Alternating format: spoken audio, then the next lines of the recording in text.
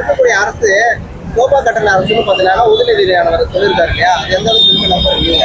அது சோபா கட்டல அரசுல அதுல உண்மை மக்கள் யாருமே நம்பல. அரசியல் விஷயமா சொல்லிக்கலாம்.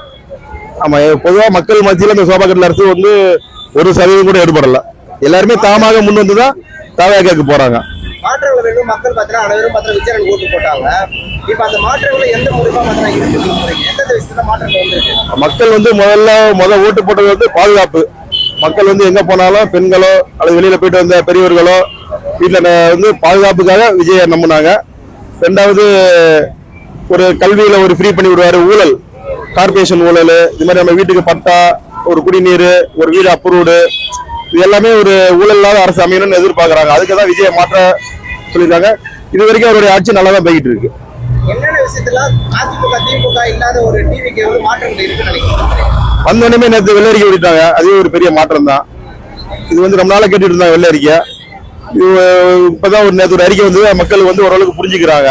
இந்த மாதிரி ஒரு பிரச்சனை இருக்கு, இதுல கரண்ட் இருக்கு, எங்கிட்ட என்ன பண்ண போறாங்கன்னு புரிஞ்சுட்டா அவங்களும் ஒண்ணு சொன்னாங்க. நாங்க கரப்ஷன்லாம் அரசு கொடுப்போம், இதனால தமிழக அரசுக்கு மேற்கொண்டு கடன் சுமை ஏறான்னு சொல்லியிருக்கிறாங்க. இது ஒரு நல்ல அறிக்கை தான்.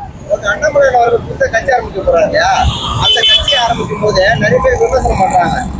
திருமாவளவன் எல்லாருமே பிஜேபியுடைய பி-டீம் தான் அண்ணாமலை புதுசா கட்சி ஆரம்பிக்க போட்டு சொன்னாங்க இல்லையா, அது எந்த அளவுக்கு உண்மை? அது பி-டீம் ஏ-டீம் அது முதல்ல கமல் ஆரம்பிக்கும் போது பிஜேபி ஏ-டீம் தான் சொன்னாங்க. அடுத்து இப்போ விஜய் ஆரம்பிக்கும் போது அதேதான் பிஜேபியோட பி-டீம் தான் விஜய்னு சொன்னாங்க. அதனால எல்லாருக்குமே பிஜேபி மேல ஒரு இது, எந்த கட்சி ஆரம்பிச்சாலும் அது பிஜேபி பி-டீம் ஏ-டீம் சொல்லுவாங்க. காலப்போக்கில் அது மக்களுக்கு புரிஞ்சுப்பாங்க. இது ஒரு பொய்யான ஒரு பதிவு அப்படின்னு. நான் இப்போ தென் சென்னையில வேளச்சேரி தொகுதியில என்னுடைய பேர் பாரதி. என்னுடைய போன் நம்பர் 9080100100.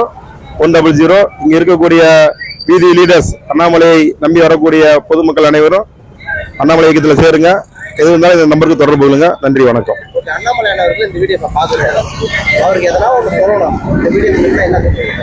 ஒன்றும் இல்லை, எனக்கு ஒன்னே ஒண்ணுதான், தமிழகம் முழுவதும் ஒரு இலவச கல்வியை கொடுங்க. அது மட்டும் நான் கோரிக்கை வைக்கிறேன்.